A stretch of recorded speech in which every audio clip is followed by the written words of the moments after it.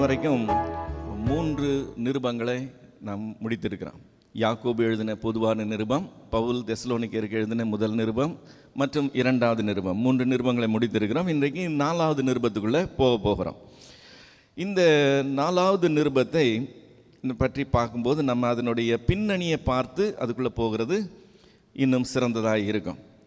பவுல் தன்னுடைய 2வது மிஷனரி பிரயாணத்தின் போது கொரிந்து பட்டணத்தில் 1.5 வருஷம் தொடர்ந்து தங்கியிருந்து ஊழியம் செய்தான் என்று சொல்லியிருந்தேன். பவுல் எங்கேயுமே அந்த அளவுக்கு நீண்ட நாள் தங்கி ஊழியம் செய்கிறது இல்லை. இதுதான் முதல் முறை 1.5 வருஷம் தொடர்ந்து கொரிந்து பட்டணத்தில் இருந்து ஊழியம் செய்துட்டு அங்கேருந்து புறப்பட்டு போகிறான். இப்போது இந்த கொரிந்து பட்டணத்திலிருந்து புறப்பட்டு தன்னுடைய அந்த 2வது மிஷனரி பிரயாணத்தை முடித்துவிட்டு 3வது மிஷனரி பிரயாணம் துவங்கும் போது எபேசு பட்டணத்துக்கு வருகிறான். இந்த பவுலினுடைய பிரயாணங்களை சரியாக புரிந்து கொள்ளணும்னு சொன்னால் அப்போஸ்தலனாகிய பவுல் என்கிற புஸ்தகத்தில் ரொம்ப தெளிவாக இருக்கும். நீங்கள் அதை வாங்கிட்டு போனீங்க, படிச்சிருப்பீங்கன்னு நினைக்கிறேன். ஸோ படிச்சிருந்தீங்கன்னா அந்த பிரயாணங்கள் உங்களுக்கு விரிவாக விளக்கமாக இருக்கும். இப்போ பவுல் எபேசு பட்டணத்துக்கு வந்திருக்கும்போது அங்கே ஊழியத்தில் இருக்கும்போது அங்கே 3 வருஷம் ஊழியம் செய்கிறான். எபேசு பட்டணத்தில் ஊழியத்தில் இருக்கும்போது இந்த கொரிந்து பட்டணத்தாருக்கு இந்த நிருபத்தை எழுதுகிறான். தன்னுடைய முதல் நிருபத்தை எபேசு பட்டணத்திலேருந்து எழுதி அனுப்புகிறான். இப்போ பவுல் கொரிந்து பட்டணத்துக்கு வந்தது, கொரிந்து பட்டணத்தில் ஊழியம் செய்தது, அங்கிருந்து புறப்பட்டு தன்னுடைய 2வது மிஷனரி பிரயாணத்தை முடித்தது, 3வது மிஷனரி பிரயாணத்தை துவங்கி எபேசு பட்டணத்துக்கு வந்து எபேசு பட்டணத்தில் ஊழியம் செய்து அங்கிருந்து புறப்பட்டது. இது அவ்வளவும் நமக்கு பைபிளில் அப்போஸ்தலர் நடபடிகள் 18வது மற்றும் 19வது அதிகாரம் முழுமையிலையும் கொடுத்துருக்கோம். 18வது அதிகாரம் முதல் வசனத்தில் பவுல் கொரிந்து பட்டணத்துக்கு வந்ததை பற்றி ஆரம்பிக்கும். ஸோ 19வது அதிகாரம் முடிஞ்ச பின்னாடி 20வது அதிகாரம் முதல் வசனத்தில் எபேசு பட்டணத்தை விட்டு புறப்பட்டதை பற்றி இருக்கும். ஸோ 19வது அதிகாரம் 18வது அதிகாரம் 1வது வசனத்தில் ஆரம்பித்து 20வது அதிகாரம் 1வது வசனம் வரைக்கும் அவனுடைய இந்த பிரயாணத்தினுடைய காரியங்களை நம்ம பார்க்க முடியும். இப்போ இதனுடைய கொஞ்சம் இப்போ நமக்கு சம்மந்தப்பட்ட அந்த பிரயாணத்தை மட்டும் பார்க்கணும்னு சொன்னால், இப்போ நம்ம பார்க்குற இந்த மேப்பில் கொரிந்து பட்டணம் தெரியுதா? கொரிந்துன்னு போட்டிருக்கு பார்த்தீங்களா?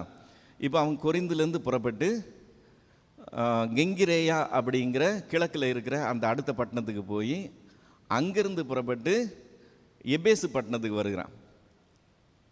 எபேஸிலேருந்து செசரியான்ற பட்டணத்துக்கு வந்து செசரியாவிலேருந்து எருசலேமுக்கு வந்து எருசலேம்லேருந்து மறுபடியும் வடக்கு நோக்கி இது வழியாக பெறன லேண்டு வழியாகவே பிரயாணம் பண்ணி அந்தியோகியாவுக்கு போய் தன்னுடைய 2வது மிஷனரி பிரயாணத்தை அவன் முடிக்கிறத பார்க்குறான். அந்த சிரியான்னு போட்டிருக்குல்ல, சிரியாவில் இருக்கிற அந்தியோகியாவில் தான் அவங்களுடைய சபை இருக்குது. ஸோ அதோட போய் முடிக்கிறான்.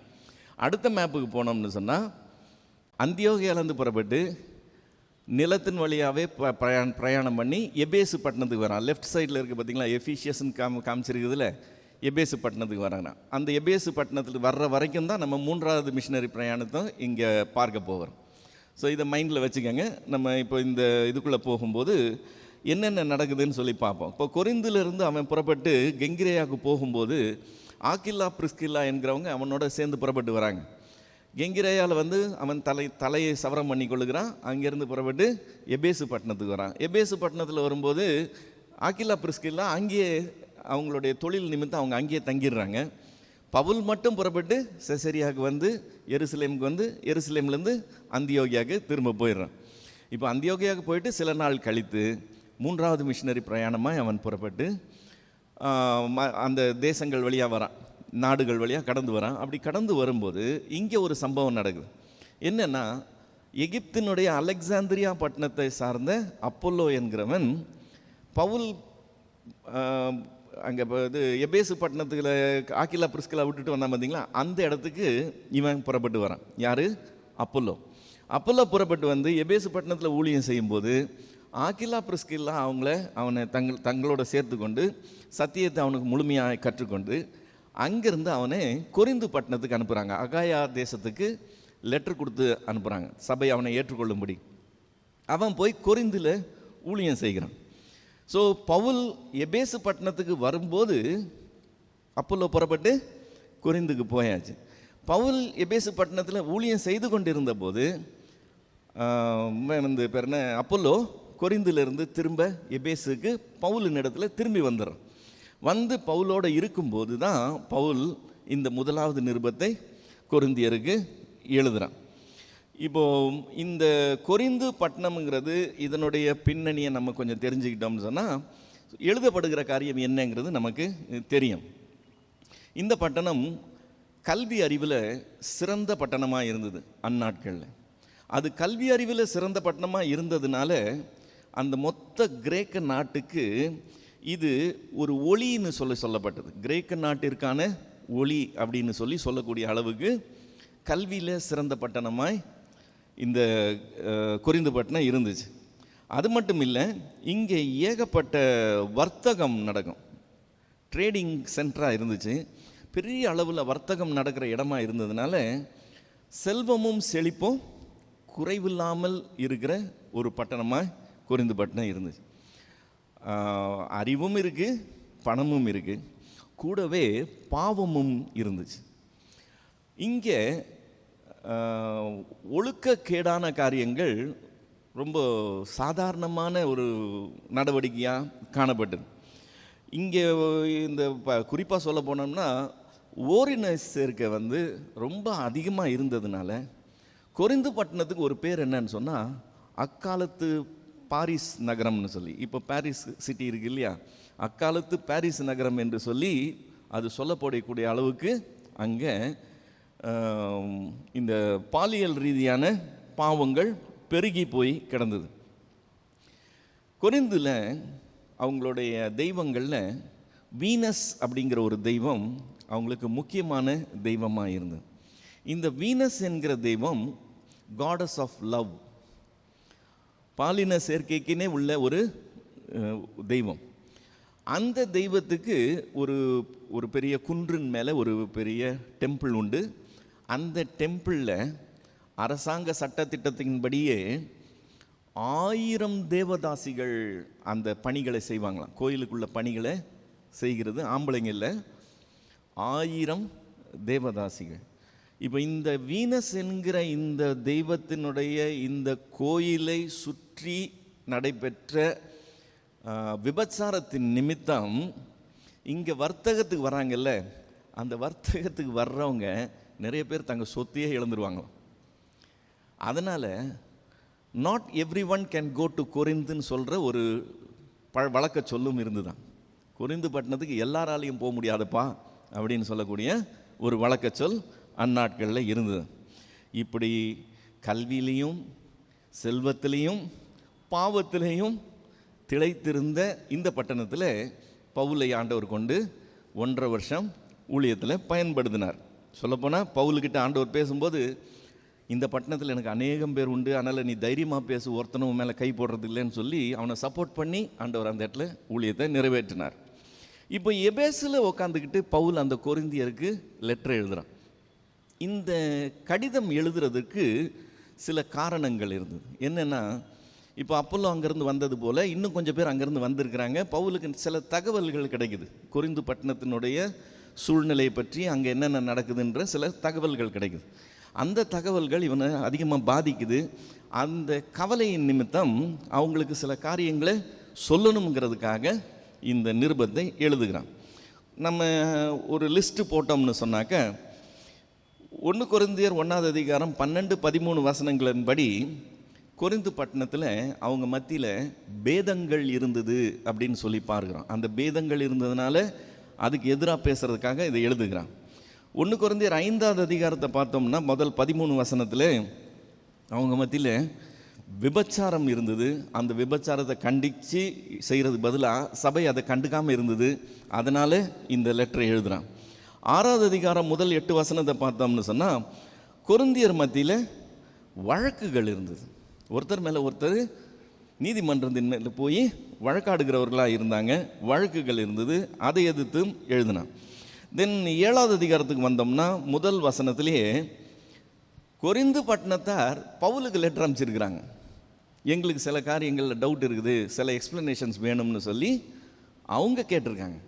ஸோ அவங்களுடைய லெட்டருக்கு பதில் சொல்கிறதுக்காக இந்த லெட்டர் எழுத வேண்டியிருந்தது. மறுபடியும் 8வது அதிகாரம் முதல் 13 வசனங்களுக்கு வந்தோம்னு சொன்னால், விக்கிரகங்களுக்கு படைக்கப்பட்டதை குறித்து இவங்களுக்கு சில விளக்கங்களை கொடுக்க வேண்டியிருந்தது. அதுக்காக எழுதுகிறான். 12வது அதிகாரம், 13வது அதிகாரம், 14வது அதிகாரம், 3 அதிகாரங்களே ஆவிக்குரிய வரங்களை குறித்து அவங்களுக்கு ஒரு தெளிவை தர வேண்டியிருந்தது. அதுக்காக இந்த லெட்டர் எழுதப்படுது. தென் 15வது அதிகாரத்துக்கு வந்தோம்னு சொன்னால், இந்த வாழ்க்கை மரணத்தோட முடியல, மரணத்துக்கு அப்புறமும் ஒரு வாழ்க்கை இருக்குது. ஏன்னா மரித்த கிறிஸ்து உயிரோட எழுந்தார். அதுதான் நம்ம விசுவாசம். அப்படி விசுவாசிக்கலைன்னா நம்முடைய விசுவாசம் எந்த அளவுக்கு வீண். அப்படி விசுவாசிச்சோம்னு சொன்னால் பின்னாடி மட்டும் இல்லை, அதுக்கப்புறமும் கடைசியில் என்ன நடக்க போகுதுங்கிறத அவங்களுக்கு 15வது அதிகாரத்தில் தெளிவு பண்ணுகிறதை நம்ம பார்க்க முடியும். ஸோ இதுதான் பேக்ரவுண்டு. பவுலினுடைய பிரயாணங்களின் பின்னணி, இந்த பட்டணத்தினுடைய பின்னணி, ப்ளஸ் இந்த நிருபத்தினுடைய பின்னணி.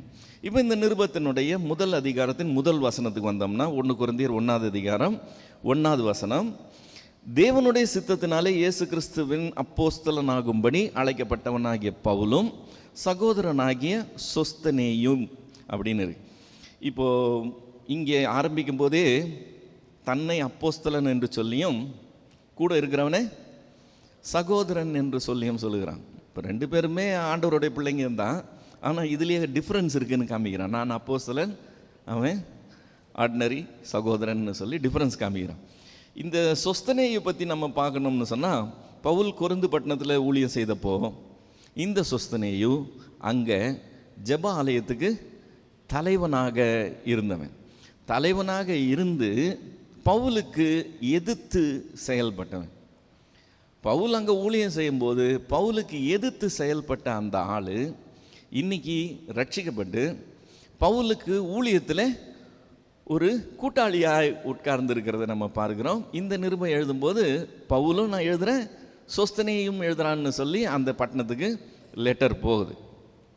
என்ன நடந்ததுன்னு சொல்லி நம்ம பார்க்கணும்னா, அப்போஸ்தலர் 18வது அதிகாரம் 11லேருந்து 17 வரைக்கும், அப்போஸ்தலர் 18 11லேருந்து 17 வரைக்கும், அவன் 1 வருஷமும் 6 மாதமும் அங்கே தங்கி தேவ வசனத்தை அவர்களுக்குள்ளே உபதேசம் பண்ணி கொண்டு வந்தான்.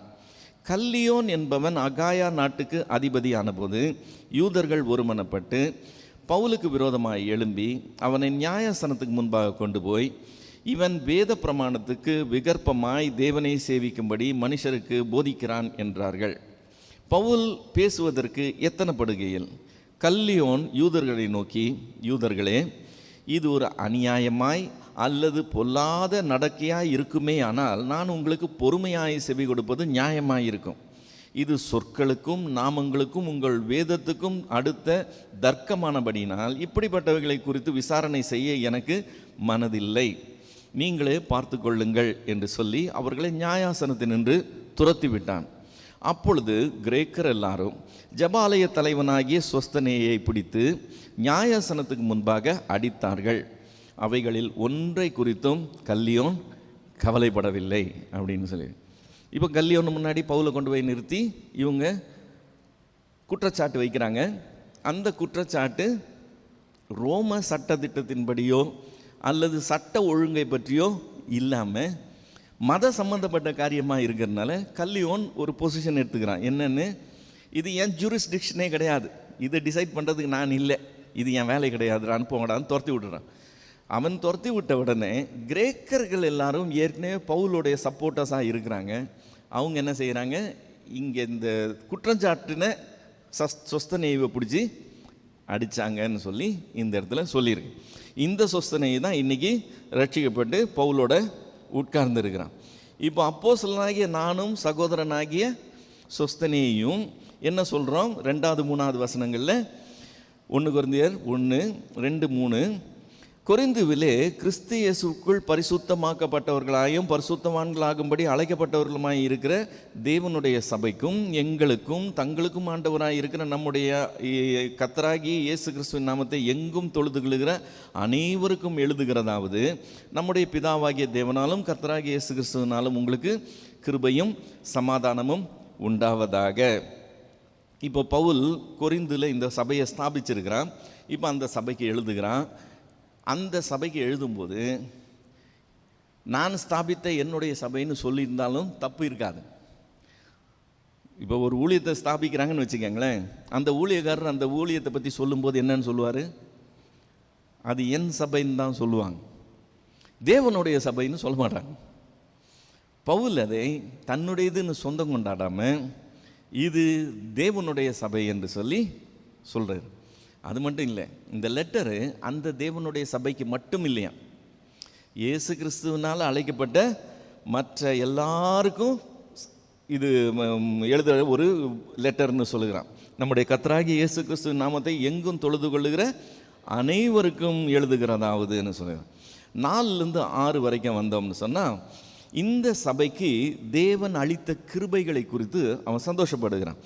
கிறிஸ்துவை பற்றின சாட்சி உங்களுக்குள்ளே ஸ்திரப்பட்டபடியே நீங்கள் இயேசு கிறிஸ்துவுக்குள்ளாய் எல்லா உபதேசத்திலும் எல்லா அறிவிலும் மற்றெல்லாவற்றிலும் சம்பூரணமாக்கப்பட்டவர்களாய் இருக்கிறபடியால் அவர் மூலமாய் உங்களுக்கு அளிக்கப்பட்ட தேவ கிருபைக்காக நான் உங்களை குறித்து எப்பொழுதும் தேவனை ஸ்தோத்தரிக்கிறேன்.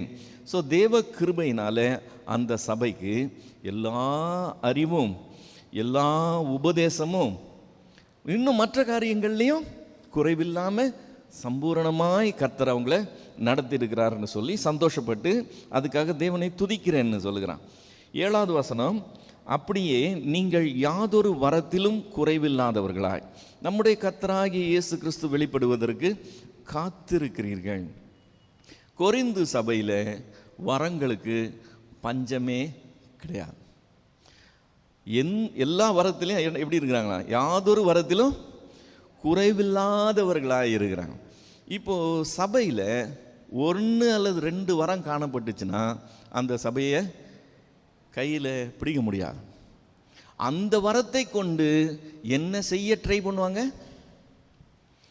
ஊழியத்தை வளர்க்க ட்ரை பண்ணுவாங்க, தங்களுடைய எல்லை விஸ்தாரமாக ட்ரை பண்ணுவாங்க, பேர் பிரபலமாக ட்ரை பண்ணுவாங்க. ஆனால் யாரும் இயேசு கிறிஸ்துவின் வருகைக்காக காத்திருக்க மாட்டாங்க. கண் பார்வையில் எங்கே இருக்கும்?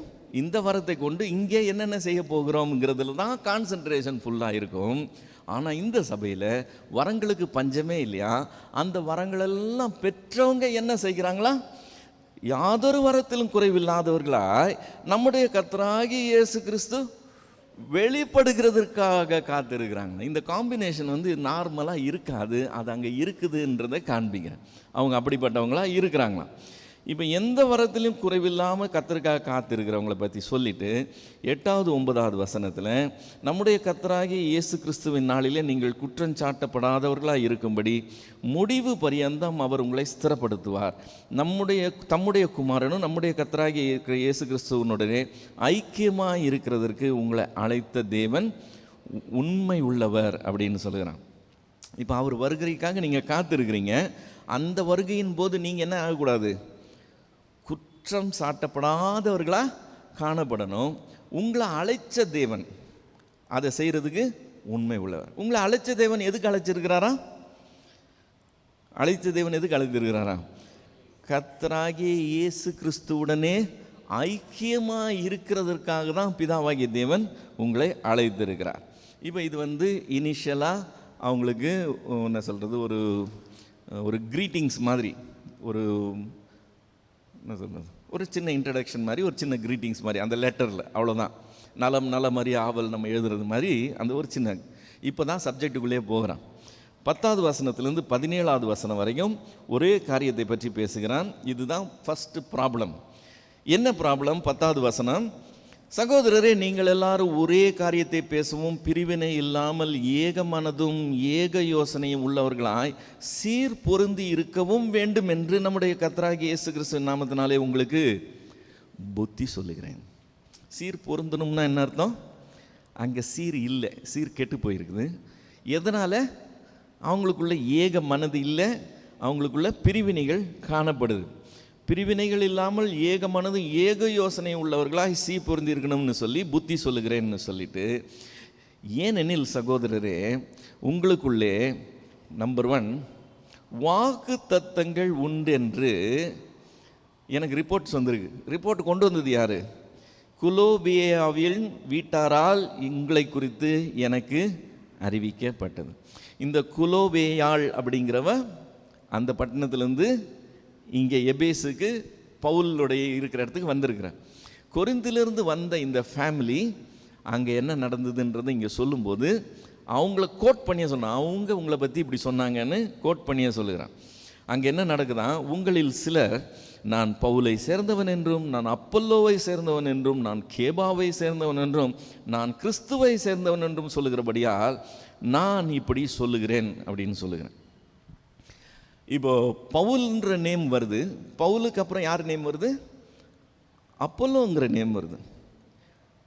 இப்போ அப்பல்லோ அங்கே ஊழியத்துக்கு போனால் அங்கேருந்து வந்தான்னு நமக்கு தெரியும். ஆனால் அப்பல்லோவுடைய ஊழியம் எந்த அளவுக்கு தரம் வாய்ந்ததாக இருந்தது அல்லது எவ்வளோ எஃபெக்டிவாக இருந்ததுன்னு பார்த்தோம்னா, பவுல் அங்கே ஊழியம் செய்ததுக்கு சமமாய் அவ்வளோ தூரத்துக்கு திறமையான ஒரு ஊழியமாய் இருந்திருக்கு. இப்போ பவுல் பேரை சொல்லும்போது பவுலுக்கு நிகராக சொல்லப்படுகிற பேராக அப்பல்லோவுடைய பேர் வந்துச்சு. அவன் ரொம்ப ஜூனியர் ஆக்சுவலாக, பவுல் அவனோட எவ்வளோ சீனியரு. ஆனால் அந்த பட்டணத்தில் பேசப்படும் போது பவுலுக்கு நிகராக பேசக்கூடிய அளவுக்கு அப்பல்லோடைய இன்ஃப்ளூயன்ஸ் இருக்குது. இப்போ பவுல் அங்கே ஊழியம் செஞ்சான், ஓகே. அப்பல்லோ அங்கே ஊழியம் செஞ்சான், ஓகே. கேபா எங்கே அங்கே போய் ஊழியம் செஞ்சான்? கேபான்னா யார்? பேதுரு அங்கே போனதாக நம்ம அப்போஸ்தலர் நடவடிக்கைகளில் பார்க்கல. பேதுருவோடைய பிரயாணம் பார்த்தோம்னா எருசலேம்லேருந்து அந்த லோக்கல்குள்ளே தான் இருக்கும். சமாரியா பட்டணத்துக்கு போனாங்க, வந்தாங்க, இங்கேக்குள்ளே தான் இருக்கும். ஆனால் அதிகமாக வெளியே வந்த மாதிரி இல்லை.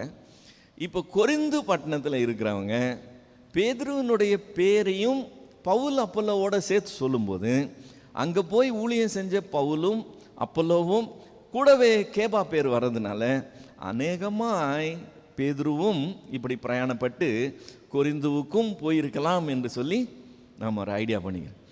ஒரு சிலர் இந்த 3 பேர் மனுஷர், நீங்கள்லாம் அந்த கோஷ்டி, நாங்கள்லாம் எந்த கோஷ்டி?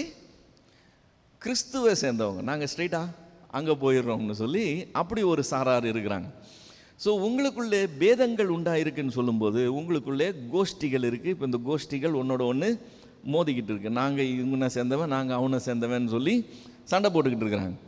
இப்போ அதை பற்றி பவுல் சொல்லும்போது 13 கிறிஸ்து பிரிந்து இருக்கிறாரா? நீங்கள் பிரிஞ்சு நிற்கிறீங்கல்ல, நீங்கள் எல்லாரையும் ஒன்றா சேர்த்ததே எது? கிறிஸ்துவின் மேலே உள்ள விசுவாசத்தினால தான் நம்ம எல்லாரும் ஒன்றா சேர்ந்துருக்கிறோம். இல்லைன்னா நம்ம எல்லாம் ஸ்ட்ரேஞ்சர்ஸ் தான், வெளியில் உள்ளவங்க தான்.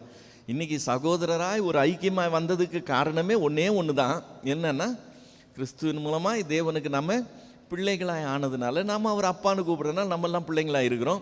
பிள்ளைங்களாக இருக்கிறனால நம்ம எல்லாம் ஒரே ஃபேமிலியாக இருக்கிறோம். ஆனால் இப்படி ஒரே ஃபேமிலியாக இருக்கிறவங்களே பிரிஞ்சு இருக்கிறாங்கன்னு சொன்னால் பவுல் கேட்குறது என்னென்னா, கிறிஸ்து பிரிந்து இருக்கிறாரா? நீங்கள் இப்படியெல்லாம் பிரிஞ்சு இருக்கிறீங்களே, உனக்கு வேற மாதிரி அவர் இருக்கிறார், அப்படி இல்லைல்ல, கிறிஸ்து பிரிந்து இருக்கிறாரா? 2வது கொஸ்டின், பவுலா உங்களுக்காக சிலுவையில் அறையப்பட்டான்? கிறிஸ்துவ அறிவித்து கிறிஸ்துவின் இடத்துல இவங்களை சேர்க்கறது தான் இவங்களுடைய மொத்த காரியமாகவே இருக்கு. நான் சிலுவையில் அறையப்பட்ட கிறிஸ்துவையே அல்லாமல் வேறு ஒன்றையும் நான் பிரசங்கிக்க மாட்டேன்னு சொல்லி ஊழியம் செய்கிறவன் பவுல். ஸோ இந்த சபையை பற்றி சொல்லும்போதே இது தேவனுடைய சபைன்னு சொல்லுகிறான், என்னுடைய ஊழியம்னு கிளைம் பண்ணாமல். அந்த அளவுக்கு கர்த்தர்கிட்ட இவங்களை நடத்திக்கிட்டு இருந்தால் இவங்க மனுஷனை சார்ந்து வரும்போது கேட்குறான், நானா உங்களுக்காக சிலுவையில் அறையப்பட்டேன், அவர் தான் சிலுவையில் அறையப்பட்டார், அவரை பார்த்து அங்கே போகிறத விட்டு இங்கே லிங்க் பண்ணிக்கிட்டு இருக்கீங்க. பவுலா சிலுவையில் அறையப்பட்டான், ஞானஸ்தானம் எடுத்தீங்களே, பவுலின் நாமத்தினாலே ஞானஸ்தானம் பெற்றீர்கள். இது 2த்தையும் சொல்லிட்டு என் நாமத்தினாலே ஞானஸ்தானம் கொடுத்தேன் என்று ஒருவனும் சொல்லாதபடிக்கு, அதாவது பவுல் ஞானஸ்தானம் கொடுத்தான்னா யோவான் ஸ்நானன் கூட தான் ஞானஸ்தானம் கொடுத்தான். யோவான் ஸ்நானன் என்னன்னு ஞானஸ்தானம் கொடுத்தான்? பிதாகுமாரன் பரிசுத்தாவியின் நாமத்தினால நிச்சயமாக கொடுக்கல. யோவான் ஸ்நானன் ஞானஸ்தானம் கொடுத்தான். அப்படின்னா என்னது? மனம் திரும்புதல் கேட்ட ஞானஸ்தானம் கொடுத்தான். மனம் திரும்பினியா வா ஞானஸ்தானம் எடுத்துக்கோன்னு சொல்லி அந்த ஞானஸ்தானத்தினால அவங்க யோவானை சேர்ந்தவங்களா மாறிடுவாங்க, யோவானுடைய போதகத்துக்கு உட்பட்டவங்களா மாறிடுவாங்க. அடுத்து இயேசு கிறிஸ்து ஞானஸ்தானம் கொடுக்குறார். இயேசு கிறிஸ்து ஞானஸ்தானம் கொடுக்கும்போது அவர் என்ன செய்கிறார்? பிதாகுமாரன் பரிசுத்தாவினால ஞானஸ்தானம் கொடுக்குறாரு. இயேசு கிறிஸ்து ஞானஸ்தானம் கொடுக்குறார். இப்போ இந்த ஞானஸ்தானம் பெற்றவங்கெல்லாம் இயேசுவை பின்பற்றுகிறவர்களாம் ஆயிடுவாங்க. அதனால தான் யோவான் கிட்ட போய் கேட்கும்போது கேட்குறாங்க, நீர் ஞானஸ்தானம் கொடுத்தீர ஒருத்தருக்கு, அவர் தனியாக டிபார்ட்மெண்ட் ஆரம்பிச்சிருக்கிறார். இப்போ இங்கே இருக்கிறதோட அங்கே நிறைய பேர் போகிறாங்க, அங்கே பிஸ்னஸ் அதிகமாக இருக்கிற மாதிரி இருக்குன்றது ஒரு கம்ப்ளைண்ட் போகுது. அப்போது யோவான் சொல்லும்போது சொல்கிறான், அவர் பெருகவும் நான் சிறுகவும் வேணும்ப்பா, அவர் தான் மணவாளன்னு சொல்லி அவன் கிறிஸ்துவை உயர்த்தி பேசுகிறத பார்க்குறோம். இப்போ யோவான் ஞானஸ்தானம் கொடுக்குறான், இயேசு கிறிஸ்து ஞானஸ்தானம் கொடுக்குறான், பவுலும் ஞானஸ்தானம் கொடுக்குறான். இந்த ரெண்டுக்கும் இதுக்கும் வித்தியாசம் என்னன்னு சொன்னால், அவங்க ரெண்டு பேர் தங்களுடைய போதனைகளை பின்பற்றி தங்களோட வரப்போகிறவங்களே அடையாளம் படுத்துறதுக்காக ஞானஸ்தானம் கொடுத்தாங்க. இங்கே பவுல் பிதா குமாரன் பரிசுத்தாவியினால தேவனிடத்தில் இவங்களை சேர்க்கறதுக்காக ஞானஸ்தானம் கொடுக்குறான். ஸோ இது டோட்டலாக டிஃப்ரெண்ட். இப்போ பவுல் சொல்லும்போது சொல்லுகிறான், என் நாமத்தினாலே ஞானஸ்தானம் கொடுத்தேன் என்று ஒருவனும் சொல்லாதபடிக்கு நான் கிறிஸ்புவுக்கும் காயுவுக்குமே அன்றி வேறு ஒருவனுக்கும் ஞானஸ்தானம் கொடுக்கவில்லை, இதற்காக தேவனை ஸ்தோத்தரிக்கிறேன். இப்போ ஞானஸ்தானம் கொடுக்கக்கூடாதுன்னு இல்லை, பவுல் நிறைய பேருக்கு ஞானஸ்தானம் கொடுத்துருந்தான்னு வச்சுக்கோங்களேன், இப்போ இவனுக்கு கொஞ்சம் ப்ராப்ளமாக இருந்திருக்கும். ஏன்னா நிறைய பேருக்கு நீ ஞானஸ்தானம் கொடுத்த, உங்ககிட்ட ஞானஸ்தானம் பெற்றவங்கெல்லாம் இந்த மாதிரி வருவாங்கன்ற மாதிரி ஒரு ஐடியாவில் வந்திருக்கு. இங்கே ஒரு ரிலீஃபோட பேசுகிறான், அப்பா இவனுக்கு 2 பேர் தான் என் ஞானஸ்தானம் கொடுத்தேன், நான் ரொம்ப பேருக்கு ஞானஸ்தானம் கொடுக்கல அப்படின்னு சொல்கிறத பார்க்குறான். இப்போ இந்த ரொம்ப பேருக்கு நான் ஞானஸ்தானம் கொடுக்கல, நான் 2 பேருக்கு தான் ஞானஸ்தானம் கொடுத்தேன்னு சொல்லும்போது, பவுல் 2 பேர் தாங்க கொடுத்தான், வேறு யாருக்கும் கொடுக்கலன்னு நம்ம சொல்ல முடியாது. ஏன்னா பிலிப்பி பட்டணத்தில் ஊழியம் செய்யும்போது அந்த சிறைச்சாலையில் இருந்த சிறைச்சாலை தலைவனுக்கும் அவன் குடும்பத்தாருக்கும் பவுலும் சீலாவும் ஞானஸ்தானம் கொடுத்தாங்க நடுராத்திரியில், இல்லையா? இப்போ ராத்திரியில் பவுலும் சீலாவும் ஞானஸ்தானம் கொடுத்தானா யார் ஞானஸ்தானம் கொடுத்துருப்பான்? சீலா கொடுத்துருப்பானா, பவுல் கொடுத்துருப்பானா? 2 பேருமே கொடுத்துருப்பாங்கன்னு வச்சுக்கோங்களேன். அப்போ இங்கே சொல்கிற இந்த 2 பேருக்கு தான் ஞானஸ்தானம் கொடுத்தா, வேறு யாருக்கும் ஞானஸ்தானம் கொடுக்கலன்னு சொல்ல முடியாது. இப்போ பவுல் சும்மா ஒரு பேச்சுக்காக ஒரு 2 பேரை சொல்லி நான் நிறைய பேர் கொடுக்கலன்னு சொல்கிறதுக்காக சொல்கிறேன். இப்போ இந்த 2 பேர் யார்? கிறிஸ்பு என்கிறவன் அப்போஸ்தலர் 8வது அதிகாரம் 18வது அதிகாரம் 8வது வசனத்தின்படி, அப்போஸ்தலர் 18:8 நம்ம சொஸ்தனேயு இருந்தான் பார்த்தீங்களா, சொஸ்தனேயு அடிபட்டான்னு பார்த்தோம்ல, அடித்தாங்கன்னு சொல்லி பார்த்தோம்ல, அந்த சொஸ்தனேயுக்கு முன்னாடி அந்த போஸ்டிங்கில் இருந்தவன் கிறிஸ்பு. பவுல் அங்கே போய் ஊழியம் செய்யும்போது முதல்ல இந்த கிறிஸ்புவும் சேர்ந்து ரட்சிக்கப்பட்டுறான். அதனால் அவனை அந்த போஸ்டிங்லேருந்து எடுத்துடுறாங்க. அந்த போஸ்டிங் அடுத்து வந்தவர் சொஸ்தனேயு. இப்போ 18வது அதிகாரம் 8வது வசனத்தில், ஜபாலய தலைவனாகிய கிறிஸ்பு என்பவன் தன் வீட்டார் அனைவரோடும் கர்த்தரிடத்தில் விசுவாசம் உள்ளவனானான்.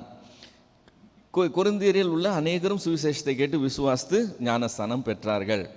இப்போ பவுல் சொல்கிற 2 பேரில் இந்த கிறிஸ்பு ஒன்று, அடுத்த ஆள் பேர் என்னது? காயு. இந்த காயு யாருன்னு சொன்னால், ரோமருக்கு எழுதின நிருபம் 16வது அதிகாரம் 23வது வசனத்தில் பவுல் இந்த ரோமாபுரிக்கு எழுதின இந்த நிருபத்தை கொரிந்து பட்டணத்திலேருந்து எழுதுகிறான். அதாவது அவனுடைய 3வது மிஷினரி பிரயாணத்தில் அவன் கொரிந்துக்கு வரும்போது, அங்கே கொரிந்துல அவன் தங்கி இருந்ததே இந்த காயு என்கிறவனோட வீட்டில். 16வது அதிகாரம் 23வது வசனம், என்னையும் சபை அனைத்தையும் உபசரிக்கிற காயு உங்களை வாழ்த்துகிறான், பட்டணத்து உக்கிரானக்காரனாகிய எரஸ்துவும் சகோதரனாகிய குர்த்துவும் உங்களை வாழ்த்துகிறார்கள்னு சொல்கிறார். ஸோ இந்த காயு என்கிறவன் கொரிந்து பட்டணத்தை சேர்ந்தவன் தான். ஆனால் பவுல் நெக்ஸ்ட் டைம் வரும்போது அவன் வீட்டில் தான் தங்க போகிறான். ஓகே, இப்போ இந்த 2 பேர் மட்டும் இல்லாமல் பிலிப்பி பட்டணத்தில் உள்ளவங்களுக்கும் ஞானஸ்தானம் கொடுத்தான்னு சொன்னேன்ல, அது மட்டும் இல்லாமல் பவுலுக்கு திடீர்னு இப்போ ஞாபகம் வருது. 16வது வசனம், ஸ்தேவானுடைய வீட்டாருக்கு அது ஞானஸ்தானம் கொடுத்தது உண்டு. இப்போ தான் சொன்னால் இவங்க 2 பேரை தவிர நான் யாருக்கும் வேறு ஒருவருக்கும் ஞானஸ்தானம் கொடுக்கலன்னு சொன்னால், இப்போ ஒரு ஞாபகம் வந்துருச்சு. என்னன்னு, அடடே ஸ்தேவான் வீட்டாருக்கு கூட நம்ம கொடுத்தோம் போல இருந்தேன், ஸ்தேவான் வீட்டாருக்கு நான் ஞானஸ்தானம் கொடுத்தது உண்டு. இதுவும் இல்லாமல் இன்னும் வேறு யாருக்காவது ஞானஸ்தானம் கொடுத்தேனோ இல்லையோ சரியாக ஞாபகம் இல்லை. ஆனால் நான் ரொம்ப ஞானஸ்தானம் கொடுக்கல, எண்ணி கொஞ்சம் பேர் தான். ஸோ லிஸ்ட்டு முதல்ல 2 இருந்தது, இப்போ ஸ்தேவான் வீட்டார்னா எத்தனை பேருன்னு தெரியல, அவங்களுக்கெல்லாம் கொடுத்துருக்குறேன். ஸ்தேவான் வீட்டாருக்கு ஞானஸ்தானம் கொடுத்தது 1 கொரிந்தியர் 16வது அதிகாரம் 15வது வசனத்தில் பார்க்கணும். 1 கொரிந்தியர் 16:15. சகோதரரே, ஸ்தேவானுடைய வீட்டார் அகாயா நாட்டிலே முதற் பலன் ஆனவர்கள் என்றும் பரிசுத்தவான்களுக்கு ஊழியம் செய்யபடி தங்களை ஒப்புவித்திருக்கிறார்கள் என்றும் அறிந்திருக்கிறேன்னு சொல்லி அவங்கள பற்றி சொல்லுகிறேன். ஸோ அகாயா நாடுங்கிறது அந்த டிஸ்ட்ரிக்ட்டு, கொரிந்து பட்டணம்ங்கிறது அகாயா நாட்டினுடைய தலைநகரம். அந்த தலைநகரத்தில் ஒரு ஊழியம் செய்யும்போது ஃபஸ்ட்டு ரட்சிக்கப்படுறது யார்? இந்த ஸ்தேவான் வீட்டார். கல்லடிப்பட்ட ஸ்தேவானை நினச்சிக்காதீங்க, இந்த ஸ்தேவான் வேறு. இவங்க தான் கொரிந்து பட்டணத்தில் பவுலனுடைய ஊழியத்தில் ஃபஸ்ட்டு ரட்சிக்கப்படுறவங்களாம் இருக்கிறாங்க. ஸோ இவங்களுக்கும் அவன் ஞானஸ்தானம் கொடுத்ததா இங்கே சொல்லுகிறான். 17வது வசனத்துக்கு வந்தோம்னு சொன்னால் 1 கொரிந்தியர் 1:17, ஞானஸ்தானத்தை கொடுக்கும்படி கிறிஸ்து என்னை அனுப்பவில்லை, சுவிசேஷத்தை பிரசங்கிக்கவே அனுப்பினார். கிறிஸ்துவினுடைய சிலுவை வீணாய் போகாதபடிக்கு சாதுரிய ஞானம் இல்லாமல் பிரசங்கிக்கவே அனுப்பினார். இப்போ நான் பவுலை சேர்ந்தவன் என்றோ சொல்கிறீங்களே, பவுலா உங்களுக்காக சிலுவையில் அடித்தான், பவுல் நாமத்தினால நீங்கள் ஞானஸ்தானம் பெற்றீங்க அப்படின்னு சொல்லிட்டு என் ஊழியம் ஞானஸ்தானம் கொடுக்கறது இல்லை. என் ஊழியம் என்னது? சுவிசேஷத்தை அறிவிக்கிறது. அதுக்காக தான் என்னை அனுப்பினார். அதை ஓவராக ப்ரில்லியண்ட்டாக சொல்லணும்னு இல்லாமல் எவ்வளோ தூரத்துக்கு சிம்பிளாக எல்லாருக்கும் சொல்ல முடியுமோ அதை சொல்கிறதுக்காக தான் என்னை அனுப்பினார். என்னுடைய கான்சன்ட்ரேஷன் அதில் தான் இருக்கும். இப்போது சுவிசேஷம் அறிவிக்கிறதுக்கும் ஞானஸ்தானம் கொடுக்கறதுக்கும் இப்படி ஒரு லைன் போட்டு பிரிக்க வேண்டிய காரணம் என்ன? சுவிசேஷம் அறிவிக்கிற ஞானஸ்தானம் கொடுக்குற ரெண்டு ஒன்றா தானே இருக்கும்னு சொல்லி நம்ம நினைக்கலாம்.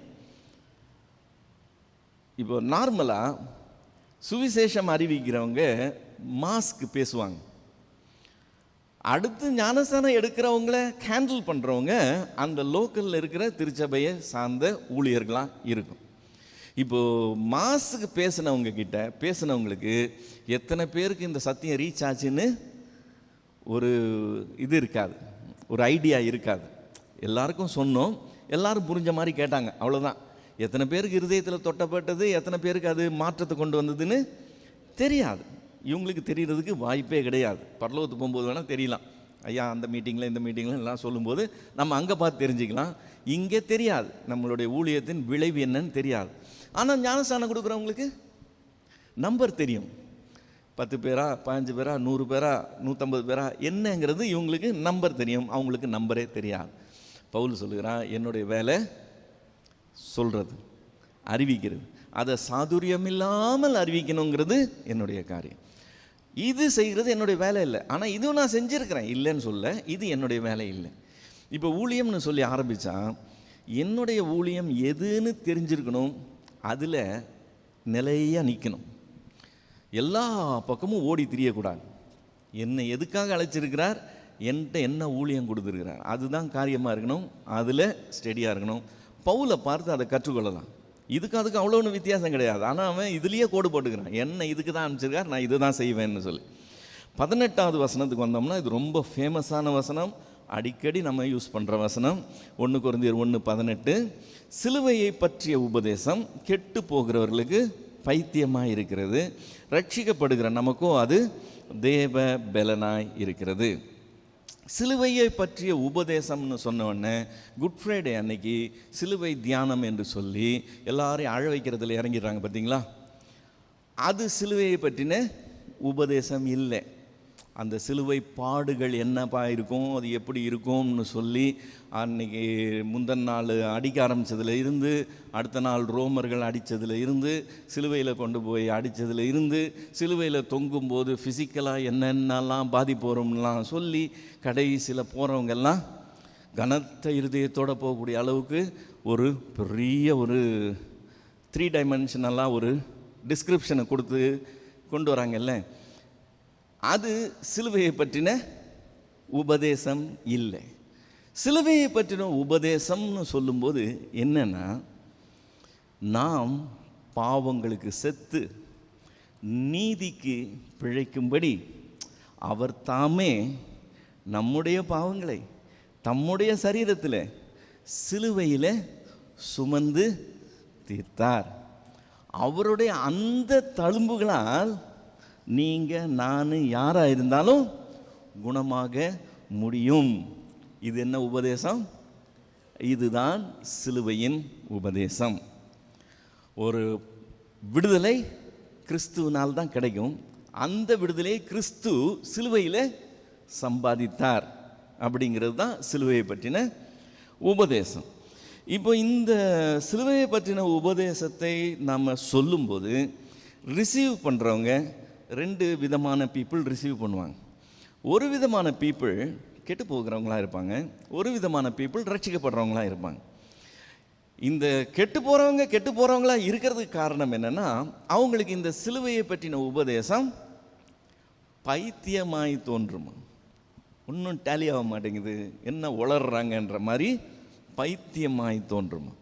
ஆனால் அதே சமயத்தில் ரட்சிக்கப்படுறவங்களுக்கு அது எப்படி இருக்குதா, அவங்களுக்குள்ள கிரியை செய்கிற தேவ பலனாய் இருக்குதான். அவங்க அதை வாசிக்கிறாங்க, தேவன் அவர்களுக்குள்ள அதை கிரியை செய்கிறார், அது அவங்களுக்கு தேவ பலனாய் இருக்கு.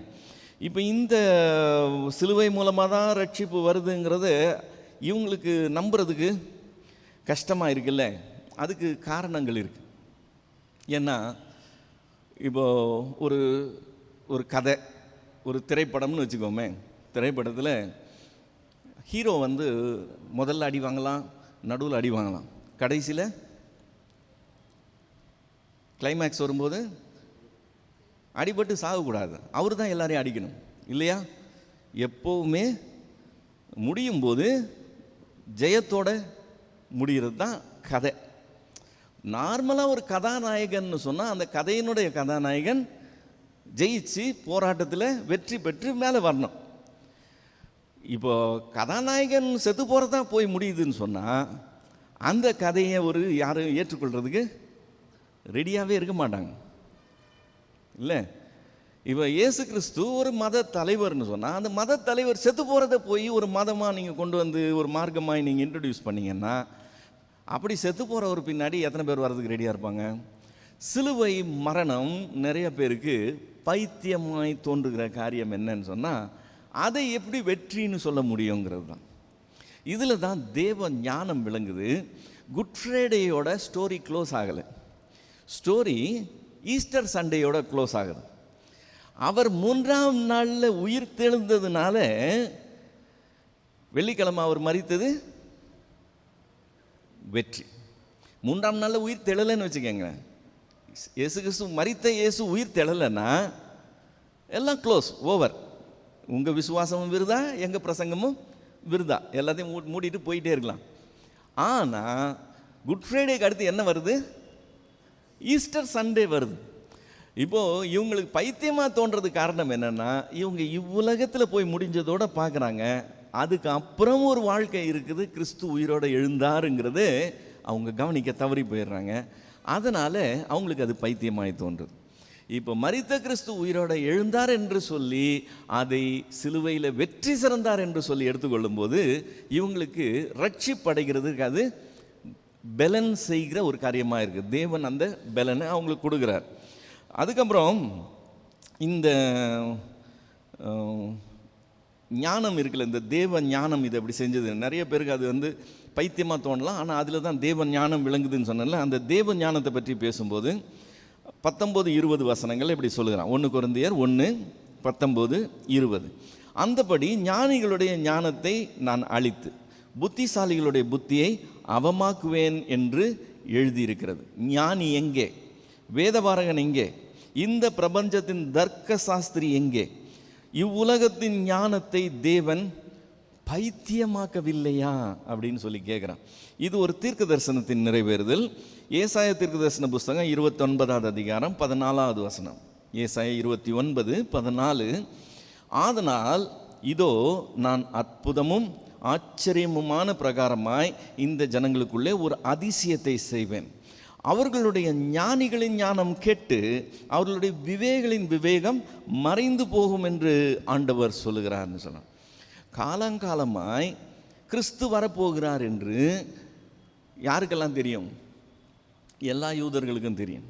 அதுலேயும் வேதத்தின் அறிவில் அதிகமாக ஈடுபட்ட வேதபாரகர், நியாய சாஸ்திரிகள், அப்புறம் அவங்களுடைய அந்த பரிசேய மதத்தை சேர்ந்த அத்தனை பேருமே அதில் பண்டிதர்களாக இருக்கிறாங்க. அவங்களுக்கு எல்லாருக்குமே ஃபிங்கர் டிப்ஸில் இருக்கும் எந்தெந்த தீர்க்க தரிசனம் என்ன சொல்லுது, கிறிஸ்து எங்கிருந்து வருவார், கிறிஸ்து என்ன செய்வார், அந்த எதிர்பார்ப்பில் தான் அவங்க வாழ்ந்து கொண்டு இருக்கிறாங்க. அப்படி வாழ்ந்து கொண்டு இருக்கும்போது அவங்க மத்தியில் கிறிஸ்து வந்துட்டார். கிறிஸ்து வந்ததை அவங்க யாருமே கவனிக்கவே இல்லை. ஏன்னா அவங்க எதிர்பார்த்த கிறிஸ்து, அவங்க கற்பனை பண்ணியிருந்த கிறிஸ்து கம்ப்ளீட்டாக டிஃப்ரெண்ட். அவங்க கண்ணு முன்னாடி தான் நடமாடுறாரு. இப்போ ஞானிகளின் ஞானம் எங்கேன்னு கேட்குறான். இப்போ அந்த கிறிஸ்துவனுடைய வரவை பற்றி கேட்டு தெரிஞ்சுக்கணும்னா யார்கிட்ட கேட்டிருப்பாங்க?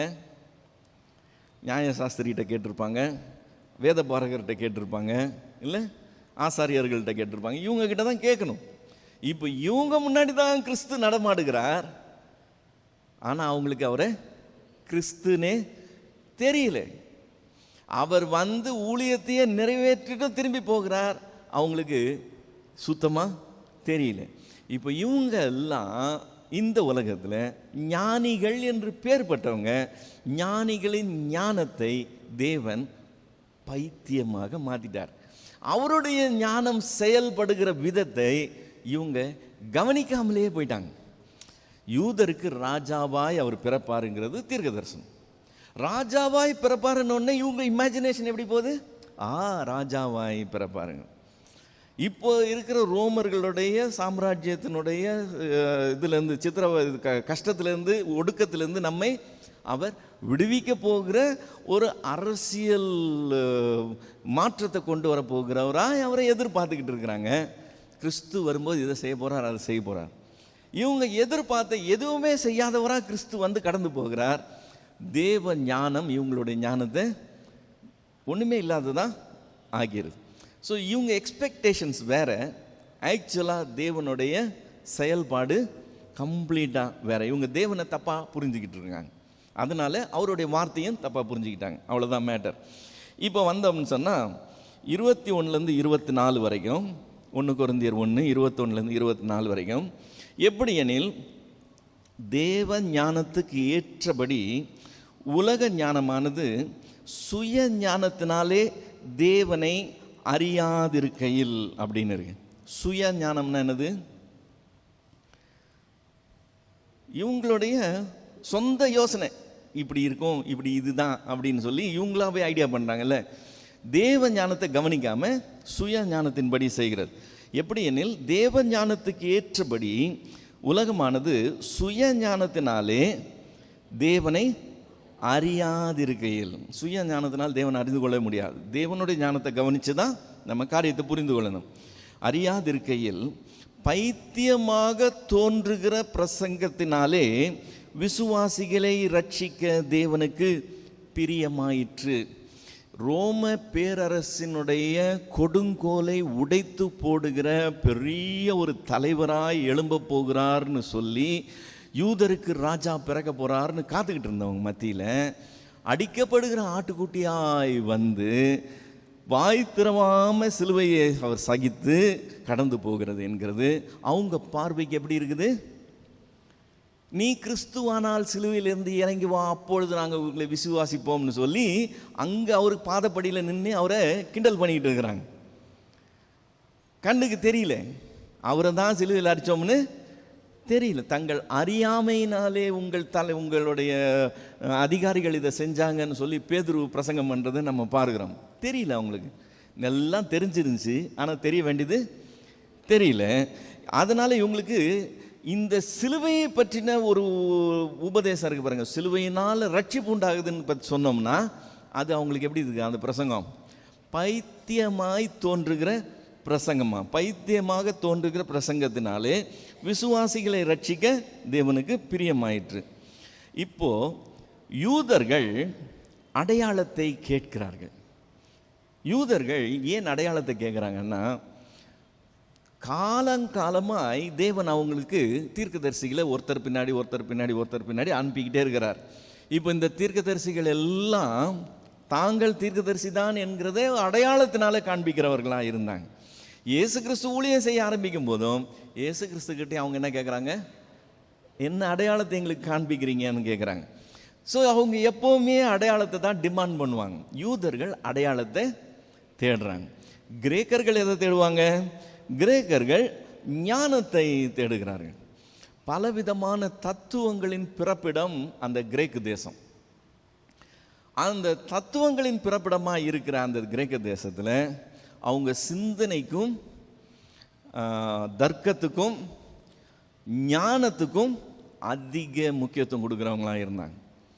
அவங்களுடைய பொழுதுபோக்கே பல்வேறு நூதனமான காரியங்களை பேசி ஒரு தர்க்கம் பண்ணி அதில் தான் அவங்க டைம் ஸ்பெண்ட் பண்ணுறதே. அவங்க ஞானத்தை தேடுறாங்க. இப்போ கிறிஸ்துவில் இவங்க அடையாளத்தை தேடுறாங்க. அவங்க தெய்வத்திட்டேருந்து ஞானம் வெளிப்படணும்னு சொல்லி அவங்க காத்திருக்காங்க. யூதர்கள் அடையாளத்தை தேடுறாங்க, கிரேக்கர்கள் ஞானத்தை தேடுகிறார்கள். நாங்களோ எதை பிரசங்கிக்கிறோம்? அதனால தான் அது பைத்தியமாய் தோன்றுகிற பிரசங்கமா. நாங்கள் அடையாளத்தை பற்றி பேசலை, நாங்கள் ஞானத்தை பற்றியும் பேசலை, நாங்கள் சிலுவையை பற்றி பேசுகிறோம். சிலுவையில் சாகிறத பற்றி பேசினா அது அவங்களுக்கு பைத்தியமாக தோன்றும். இவங்க இதை தேடினாங்க. நாங்களோ சிலுவையில் அறையப்பட்ட கிறிஸ்துவை பிரசங்கிக்கிறோம். அவர் யூதருக்கு இடரலாக இருக்கிறார். ஏன்னா அவங்க அடையாளத்தை கேட்குறாங்க. அவங்க எதிர்பார்க்குற அடையாளம் இல்லைன்றப்போ அவங்க அதில் இடறிடுறாங்க. கிரேக்கர்களுக்கு பைத்தியமாக இருக்கிறாங்க. அவங்க ஞானத்தை தேடுறாங்க, அதில் ஒன்றும் இல்லைன்றாங்க. ஸோ அவங்களுக்கு அது பைத்தியமாகி தெரியுது. ஆகிலும் யூதரானாலும் கிரேக்கரானாலும், சரி, ஜென்ரலாக யூதர்கள் எப்படி, ஜென்ரலாக கிரேக்கர் எப்படி, ஆனால் அவங்க மத்தியிலேயே சிலர் இருக்கிறாங்க. யூதரானாலும் கிரேக்கரானாலும் எவர்கள் அழைக்கப்பட்டிருக்கிறார்களோ, இந்த குரூப்லேயும் சிலரை தேவன் அழைத்திருக்கிறார், இந்த குரூப்லேயும் தேவன் சிலரை அழைத்து, அந்த அழைக்கப்பட்டவர்களாக இருக்கிறாங்க. எவர்கள் அழைக்கப்பட்டிருக்கிறார்களோ அவர்களுக்கு கிறிஸ்து தேவ பலனும் தேவ ஞானமுமாய் இருக்கிறார். இதுக்குள்ளே செலக்டடாக கொஞ்சம் பேர் இருக்கிறாங்க. இதுக்குள்ளே செலக்டடாக கொஞ்சம் பேர் இருக்காங்க. அவங்களுக்கு தேவன் அந்த ஒரு என்ன ரொம்ப ஸ்பெஷலான ஒரு இது கொடுக்குறார். தேவ பலனும் தேவ ஞானமுமாய் இருக்கிறார். இப்போ இந்த அழைக்கப்பட்டவர்கள்னு சொல்லும்போது இது ஒரு ஆண்டவருடைய ஒரு ஸ்பெஷல் ஆக்டிவிட்டி. எப்படின்னா, இயேசு கிறிஸ்து ஊழியம் செய்யும்போது இப்படி சொன்னார். மத்தேயு 11வது அதிகாரம் 27வது வசனம். மத்தேயு 11:27. சகலமும் என் பிதாவினால் எனக்கு ஒப்பு கொடுக்கப்பட்டிருக்கிறது. பிதா தவிர வேறு ஒருவனும் குமாரனை அறியான். குமாரனை யாருக்கு தான் தெரியும்? பிதாவுக்கு மட்டும்தான் தெரியும். பிதா தவிர ஒருவனும் குமாரனை அறியான். அதே மாதிரி குமாரன் எவருக்கு அவரை வெளிப்படுத்த சித்தமாக இருக்கிறாரோ அவனும் தவிர வேறொருவனும் பிதாவை அறியான். இப்போ பிதா குமாரனை அறிவார், குமாரன் பிதாவை அறிவார். வேற யார் அறிய முடியும்? வேற யாருக்கு தேவன் வெளிப்படுத்துகிறாரோ அவங்க மட்டும்தான் அறிய முடியும். ஸோ பொதுவாக இருக்கிறவங்க மத்தியில் ஒரு சிலருக்கு இது விசேஷமாய் அளிக்கப்படுகிற விசேஷமான, அவங்களுக்கு இதே சத்தியம், அவங்களுக்கு பைத்தியமாக தெரிகிற அதே சத்தியம் இவங்க லைஃபையே டிரான்ஸ்ஃபார்ம் பண்ணுகிற, இவங்களை நித்தியத்துக்கு நேராக நடத்துகிற, தெய்வத்துக்கு ஏற்றவர்களாய் நடந்து கொள்ளுகிறவர்களாய் பரிசுத்த வாழ்க்கை வாழுகிற தேவ ஜனமாய் மாற்றுகிற, அந்த பெரிய மாற்றத்தை செய்யக்கூடிய தேவ பலனாய் இவங்க மத்தியில் அது கிரியை செய்யும். இவங்க ஸ்பெஷலி சோசன் இல்லை, இவங்க அதுக்காக அழைக்கப்பட்டிருக்கிறாங்க. இந்த அழைப்பை பற்றி பேசும்போது நம்முடைய ஞானம்னு ஒன்று இருக்குல்ல, நம்முடைய ஞானத்தை வச்சு நம்ம அலசி ஆராயிரோம்ல, இந்த ஞானத்தையும் தேவ ஞானத்தையும் ஒப்பிட்டா அது எப்படி இருக்குன்னு சொல்லுகிறான். 1 கொரிந்தியர் 1:25, 1 கொரிந்தியர் 1:25, இந்தபடி தேவனுடைய பைத்தியம் எனப்படுவது மனுஷருடைய ஞானத்திலும் அதிக ஞானமாயிருக்கிறது, தேவனுடைய பலவீனம் எனப்படுவது மனுஷருடைய பலத்திலும் அதிக பலமாயிருக்கிறது. இப்போ எப்படின்னா, on the scale of 0 to 10ன்னு வச்சுக்கோங்களேன், இது லோவஸ்ட்டு, இது ஹையஸ்ட்டுன்னு வச்சுக்கோங்க. தேவனுடைய லோவஸ்ட்டு மனுஷனுடைய ஹையஸ்ட்டோட அதிகம். தேவனுக்கு பைத்தியமாக இருக்கிறது மனுஷனுடைய ஞானத்தை விட அதிகம். தேவனுக்கு பலவீனமாக இருக்கிறது மனுஷனுடைய பலத்தை விட அதிகம். நம்மளுடைய மேக்சிமமே அவருடைய பேஸ் இருக்குல்ல, அதை விட குறைவு. ஸோ தேவன் எப்போ பார்த்தாலும் கொஞ்சம் மேலே தான் இருக்கிறார். அதனால் நம்மளுடைய விஸ்டம் வச்சு அவருடைய காரியங்களை நம்ம சேர்ந்துலாம் ஒரு இது பண்ணிடலாம், என்ன சொல்கிறது, அலசி ஆராய்ஞ்சிடலாம்னு சொல்லி ஐடியா பண்ண முடியாது. அதனால் அவன் சொல்லுகிறான், எப்படி நீ எக்ஸ்பிளைன் பண்ணுறான் 26 30 வரைக்கும். எப்படி எனில் சகோதரரே, நீங்கள் அழைக்கப்பட்ட அழைப்பை பாருங்கள். யூதரானாலும் சரி, கிரேக்கரானாலும் சரி, அவங்க மத்தியில் யார் இருக்கிறா? அழைக்கப்பட்டவர்கள் இருக்கிறாங்க. இப்போ இந்த அழைக்கப்பட்டவர்களை பார்த்து சொல்கிறான், நீங்கள் யூதர் சிலர், உங்களில் சிலர் கிரேக்கர் இல்லையா? இப்போ யூதர் கிரேக்கர்களாக இருக்கிற உங்களை தேவன் அழைச்சிருக்கிறார். உங்களை அழைச்ச அழைப்பை மட்டும் பாருங்கள். நீங்கள் அழைக்கப்பட்ட அழைப்பை பாருங்கள். மாம்சத்தின்படி ஞானிகள் அநேகர் இல்லை, வல்லவர்கள் அநேகர் இல்லை, பிரபுக்கள் அநேகர் இல்லை. ஞானிகளை வெட்கப்படுத்தும்படி தேவன் உலகத்திலே பைத்தியமானவைகளை தெரிந்து கொண்டார். பலமுள்ளவர்களை வெட்கப்படுத்தும்படி தேவன் உலகத்தில் பலவீனமானவைகளை தெரிந்து கொண்டார். உள்ளவைகளை அவமாக்கும்படி உலகத்தில் இழிவானைகளையும் அற்பமாய் எண்ணப்பட்டவைகளையும் இல்லாதவைகளையும் தேவன் தெரிந்து கொண்டார். இதுதான் அவர் தெரிந்து கொள்ளுகிற விதம். நமக்கு இருக்கிறதுனால அவர் நம்மளை தெரிந்து கொள்ளலையா? நம்மளுக்கு இருக்கிறதுனால அவர் தெரிந்து கொள்ளலாம். இருக்கிறவங்கெல்லாம் தெரிந்து கொள்ளணும்னு சொன்னால் உலகத்தில் அப்படி தான் நார்மலாக தெரிந்து கொள்வாங்க. தேவன் தெரிந்து கொள்ளுகிறது அவருடைய ஞானத்தின்படி செய்கிறது. நமக்கு இருக்கிற கெப்பாசிட்டியின்படி இல்லாமல் ஆக்சுவலாக இருக்கிறவனெல்லாம் விட்டுட்டு இல்லாதவங்களெல்லாம் அவர் தெரிந்து கொண்டார். நீங்களே பாருங்கள், உங்களை கம்பேர் பண்ணி பாருங்கன்னு சொல்லி சொல்லுகிறேன். இப்போ நம்மளுடைய தெரிந்து கொள்ளுதலே எடுத்துக்கிட்டோம்னா, நம்ம தெருவில் இருக்கிற எத்தனையோ பேரை விட நம்ம ஒன்றும் அப்படி ஒன்றும் ஸ்பெஷல்னு சொல்ல முடியாது. ஆனால் நம்மளை தான் தெரிந்து கொண்டு நம்மளோட ஸ்பெஷலாக இருக்கிற எத்தனை பேரை விட்டுறாரு. ஃபேமிலியிலே பாருங்கள், நம்ம கூட பிறந்தவங்களே பாருங்கள், அவங்களெல்லாம் விட்டுட்டு நம்மை அவர் தெரிந்து கொண்டாருன்றதை பார்க்கும்போது இது எப்படி இது? நமக்கு கர்த்தருடைய காரியத்தை செய்யணும்னா திறமை மிக்கவர்கள் வந்தால் நல்லா இருக்கும் நம்ம நினைக்கிறோம். அவர் திறமை மிக்கவர்களை கொண்டு வந்து செய்கிறது அவருடைய காரியமே கிடையாது. சாதாரணமான ஆளை கொண்டு அவர் பெரிய காரியங்களை அவருடைய பலத்தினாலே செய்துட்டு போகிறது அவருடைய காரியமாயிருக்கு. ஸோ நீங்கள் அழைக்கப்பட்ட அழைப்பை பாருங்கள். ஏன் இந்த மாதிரி செஞ்சார் அவர்? ஏன் செஞ்சாரா? ஒருவனும் மாம்சமான எவனும் தேவனுக்கு முன்பாக பெருமை பாராட்டாதபடிக்கு அப்படி செய்தார். அந்தபடி நீங்கள் அவராலே கிறிஸ்து இயேசுவுக்கு உட்பட்டு இருக்கிறீர்கள். எழுதியிருக்கிறபடி மேன்மை பாராட்டுகிறவன் கர்த்தரை குறித்தே மேன்மை பாராட்டத்தக்கதாக அவரே தேவனால் நமக்கு ஞானமும் நீதியும் பரிசுத்தமும் மீட்பும் ஆனார். அவரே நான் யாரு? இயேசுவே. இயேசுவே நமக்கு ஞானமும் நீதியும் பரிசுத்தமும் மீட்பும் ஆனார். ஸோ எதுவுமே நம்ம இல்லை, எல்லாம் அவரால் தான் நாம் இருக்கிறோம், அவரால் தான் நாம் செய்கிறோம். நாம் பெருமை பாராட்டுறதுக்கு இடமே இல்லாதபடிக்கு அவர் அப்படி செய்திருக்கிறார்.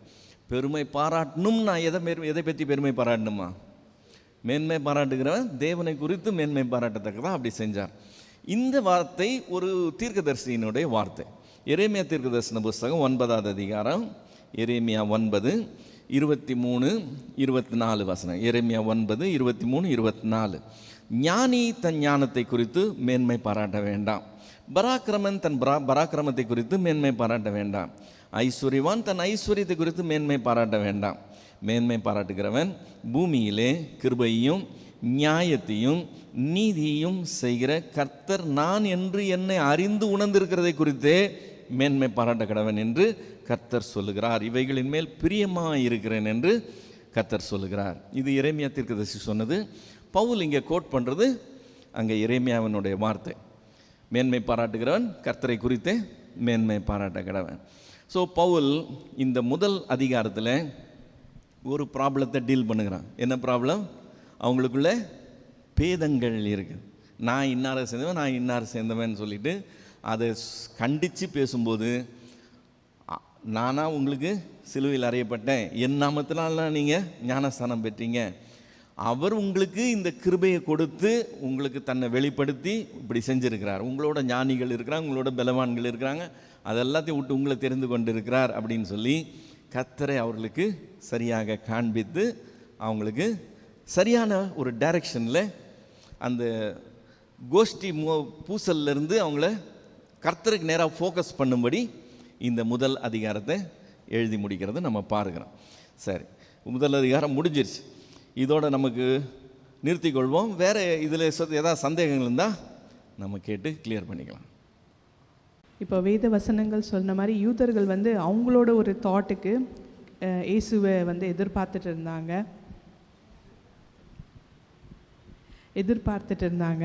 பட்டு கர்த்தர் இப்படி அடிக்கப்பட்ட ஆட்டுக்குட்டியாக வந்துட்டு போயிட்டார். அவங்க வந்தும் அவங்களுக்கு தெரியலை. அப்படி இருக்கிற பட்சத்தில் அப்போது நம்மளுடைய ராப்சரோட புரிதலும் அப்படி தான் இருக்குதுங்களா? எப்போவுமே ராப்சர் மட்டும் இல்லை, எப்போவுமே தேவன் எத்தன்மை உள்ளவர் என்கிறத நம்ம ஃபண்டமெண்டலாக தெரிஞ்சுக்கணும். தேவன் எத்தன்மை உள்ளவர். நம்ம அதை விட்டுட்டு தேவன் என்ன சொன்னார், என்ன செய்தார், இந்த டீட்டெயில்ஸில் தான் நம்ம கான்சன்ட்ரேட் பண்ணுறோம். அந்த டீட்டெயில்ஸ் அவசியம் இல்லை. நமக்கு என்ன தெரியணும்னா தேவன் எப்படிப்பட்டவர், தேவன் யார், தேவன் எப்படிப்பட்டவர், அது தெரிஞ்சிருச்சுன்னு வச்சுக்கோங்க. அந்த பேசுனது என்ன, செஞ்சது என்ன, ஏன் பேசுகிறார், ஏன் செய்கிறார் நம்மளால் ஃபாலோ பண்ண முடியும். நம்ம தேவன் எத்தன்மை உள்ளவர்ங்கிறத கவனிக்கலைன்னு வச்சுக்கோங்க, நம்ம எல்லாத்தையுமே மிஸ் பண்ணிடுவோம். ஏன்னா என்ன சொன்னார், என்ன செஞ்சாருன்றது மட்டும் பார்த்துட்டு நம்மளுடைய கன்க்ளூஷனுக்கு ட்ரா பண்ணிக்கிட்டே இருப்போம். நம்மளுடைய திங்கிங் ஸ்டைலுக்கு ஏற்ற மாதிரி அதை ஃபிகர் அவுட் பண்ணிட்டு கொண்டு போவோம். அவர் ஏன் சொன்னார், அவர் எப்படி செயல்படுறார்ன்றதை கவனிக்கணும். இதுக்கு கிளாசிக் எக்ஸாம்பிள் பைபிளில் தாவீதை பற்றி ஆண்டவர் சொல்லும்போது என் இருதயத்துக்கு ஏற்றவன்னு சொல்கிறது காரணம் என்னன்னா, தாவீது தேவனுடைய இருதயத்தை நல்லா புரிஞ்சுக்கிட்டு இருந்தவன். அதாவது ஒரு ஸ்டெப் எடுத்து வைக்கணும்னா அவர் எப்படி மூவ் பண்ணுவார், அவருக்கு என்ன சரியும் அப்படின்னு சொல்லி இன் டேண்டம் அவரோடையே அந்த அந்த ஃப்ரீக்வன்சியில் இருக்கிற ஒரு ஆள். இப்போது தேவனோட ஒரு உறவுன்னு சொல்லும்போது நம்ம இந்த பைபிள் வாசிக்கிறோம், நம்ம ஜெபம் பண்ணுறோம், இது எல்லாமே அந்த ஃபோக்கஸ்லேயே இருக்கணும். தேவனை அறிகிற அறிவை அடைகிறது தான் காரியமே. தேவனை பற்றிய காரியங்கள் இல்லை, தேவனை அறிகிற அறிவு தான் அறிவு. அதில் தான் கான்சன்ட்ரேட் பண்ணணும். இப்போது தேவன் ரொம்ப பெரியவர், உன்னதமானவர்ன்றது அவருடைய பேர். அப்படின்னு என்ன அர்த்தம்? மோஸ்ட் ஹை, அவருக்கு மேலே யாரும் கிடையாது, அவர் தான் டாப் மோஸ்ட். அப்படி உன்னதமாக இருக்கிற தேவன் தாழ்மை உள்ளவனை நோக்கி பார்க்கிற தேவனாக இருக்கிறார். கீழே இருக்கிற நம்மளே தாழ்மை உள்ளவனை திரும்பி பார்க்க மாட்டோம். நம்ம ஒன்றும் ராயல் ஃபேமிலி இல்லை, ஆனால் நாமே தாழ்மை உள்ளவனை பார்க்கறதுக்கு நமக்கே டைம் கிடையாது. ஆனால் உச்சத்தில் இருக்கிற அவர் கவனமெல்லாம் தாழ்மை உள்ளவனை நோக்கி, அப்போ அவர் உள்ளம் எப்படிப்பட்ட உள்ளம், அவருக்கு ஏற்றதா இருக்கணும். என் உள்ளம் எப்படிப்பட்ட உள்ளமா இருக்கணும். இப்போ அவருடைய குமாரனை உலகத்துக்குள்ள அனுப்புறாரு. இப்போ நீங்கள் உங்களுடைய பிள்ளைய ஒரு ப்ரோக்ராமுக்கு அனுப்புறீங்க அப்படின்னு சொன்னால் எப்படி சொல்லலாம், ஒரு ஒரு ஒரு பெரிய ஒரு நிகழ்ச்சி நடக்குது, உங்கள் பிள்ளை தான் அந்த நிகழ்ச்சிக்கே எல்லான்னு சொன்னால் அதுக்கு உங்கள் பிள்ளையை நீங்கள் அனுப்புறீங்கன்னா அதுக்கு ஏற்ற லெவலில் அனுப்புவீங்க. அதாவது உங்களால் என்ன, உங்கள் கெப்பாசிட்டிக்கு எப்படி முடியுமோ அதுக்கு ஏற்ற மாதிரி அனுப்புவீங்க. ஒரு கல்யாணம்னு வச்சுக்கோங்களேன், இப்போ எங்கள் வீட்டில் கல்யாணம், உங்கள் வீட்டில் கல்யாணம், நம்மளுடைய தகுதிக்கு ஏற்றது போல தான் நம்ம அதை செய்வோம். குறைச்சி நம்ம கீழே போய் செய்ய மாட்டோம். தேவன் தன்னுடைய குமாரனை அனுப்புகிறார், எளிய ஒரு ஃபேமிலியை தெரிந்து கொள்கிறார், பண வசதி இல்லாத எளிமையான ஒரு ஃபேமிலியை தெரிந்து கொள்கிறார். அந்த ஏழ்மையிலேயே அவர் பிறந்த இடம்னு பார்த்தீங்கன்னா அது இன்னும் கொடுமை. எப்படி என்ட்ரி அந்த மாதிரி ஒரு என்ட்ரி கொடுக்க முடியும்? பரலோகத்திலேருந்து பூலோகத்துக்கு தேவகுமாரன் பிரவேசிக்கிறார்னா அது ட்ரம்பெட்லாம் ஊதி எல்லாரும் பார்க்குற மாதிரி ஓஹோன்னு ஏகமாக நடத்த வேண்டிய ஒரு பெரிய ஒரு நிகழ்ச்சி இல்லையா? ஆக்சுவலாக அவர் பிறக்கும்போது தேவ தூதர்கள்லாம் கூடி பாட்டு பாடினாங்க, பரலோகத்தில் இருக்க தூதர்கள்லாம் அதை நோக்கி பார்த்தாங்க. அந்த மாதிரி ஒரு கிராண்டு அக்கரன்ஸ். அந்த கிராண்ட் அக்கரன்ஸை அவர் காதும் வச்சது மாதிரி ஒரு சிம்பிளான ஒரு மேட்டராக முடிச்சிட்டார். எத்தனை பேருக்கு தெரியாமல் குழந்தை பிறந்துச்சுன்னு? மரியாளுக்கு தெரியும், யோசேப்புக்கு தெரியும், வேற யாருக்கு தெரியும்? ஒரு 4 மேய்ப்பர்களுக்கு தெரியும். வேற யாருக்கு தெரியும்? அந்த ஊர்ல இருந்து யாருக்குமே தெரியாது. ஏரோது வீட்டில் ஒரு பிள்ளை பிறந்ததுன்னா அந்த நாட்டுக்கே தெரியும். இப்போ யூதருக்கு ராஜா பிறந்திருக்கிறார், யாருக்குமே தெரியாது. அப்படிப்பட்ட தேவன் ஒரு காரியத்தை செஞ்சா அதுக்கு ஏத்த பெருமையோட செயல்படுகிறவர் இல்லை, அவர் முற்றிலுமாய் தாழ்மையாக செயல்படுறவர். அப்ப அவர் உள்ளம் எப்படிப்பட்டது அதை நம்ம புரிஞ்சுக்கிட்டோம்னா அவர் இப்படி செய்வாருங்கிறத நம்ம எதிர்பார்க்கலாம். நம்ம தேவனை புரிந்து கொள்ளாத வரைக்கும் எதையுமே புரிந்து கொள்ள மாட்டோம். ஏன் நடக்குது, என்ன நடக்குதுன்னு நமக்கு தெரியாது. இப்போ ஒரு ஊழியக்காரர் சொல்றார், கோட் சூட் போட்டிருப்பார். அவர் கோட் சூட் போடுறதுக்கு காரணம் என்னன்னு சொல்றாருன்னா, நான் ராஜா வீட்டு கண்ணுக்குட்டி, ஏன்னா ராஜா வீட்டு பிள்ளை, நான் ராஜாவோடைய ஊழியக்காரன். ராஜாவுடைய ஊழியக்காரன் பிச்சைக்காரன் மாதிரி வர முடியாது, நான் ராஜா வீட்டு கண்ணுக்குட்டின்னு சொல்றார். ராஜா வீட்டு பிள்ளையே எளிமையா வந்து எளிமையா போயிட்டாரு. இவர் வேலைக்காரன் தான். ஊழியக்காரன் என்ன அர்த்தம்? வேலைக்காரன். பிள்ளையா அப்படி வந்துட்டு போயிட்டாராம், இவர் வேலைக்காரன் மேலே நிற்பாராம். இப்போ யாரை சேவிக்கிறோன்றதே தெரியாம செய்யறாங்கன்னு தெரியுது பார்த்தீங்களா? தேவனை தெரியலன்னா எல்லாத்தையுமே தப்பா செய்வோம். தேவனை தெரிஞ்சதுன்னா அவருக்கு ஏற்றது போல நாம் நடந்து போறோம். புரியுதுங்களா? அப்போ 2வது வருகையை பற்றின காரியங்கள் எல்லாம் நீங்க தேவனை தெரிஞ்சதுன்னா அந்த வார்த்தைகளை படிக்கும் போதே தேவன் என்ன சொல்லியிருக்கிறாரு, எப்படிப்பட்ட காரியங்களை அவர் எப்படி செய்யக்கூடியவர் நம்ம புரிஞ்சு போறதுக்கு வசதியா இருக்கு. அந்த வசனங்கள் வந்து தூதர்கள் அப்படி இப்படி சொல்லிட்டு அந்த இமைப்பொழுதில், ஸோ எல்லாமே ஃபிகரேட்டிவாக தான் வந்து போர்ட்ரேட் பண்ணுறதுக்கு ட்ரை பண்ணுற நாங்களும் அப்படி தான் ரிசீவ் பண்ணியிருக்கிறோம். ஸோ ஃபிகரேட்டிவ்னா எடுத்துக்கொள்ளப்படுதல், இமைப்பொழுதில் இப்படி எடுத்துக்கொள்ளப்படுவோம் அப்படின்னும் போது ஸோ நம்ம அப்படியே மாயமாக மறைச்சிடுவோம், அவ்வளோதான். That's within fraction of seconds அப்படின்ற மாதிரியான ஒரு அந்த என்ன வார்த்தையோ அதுக்கேற்ற அதே ஃபிகரேட்டிவாக அப்படியே ஆப்டாக எடுத்துருக்குறோம்.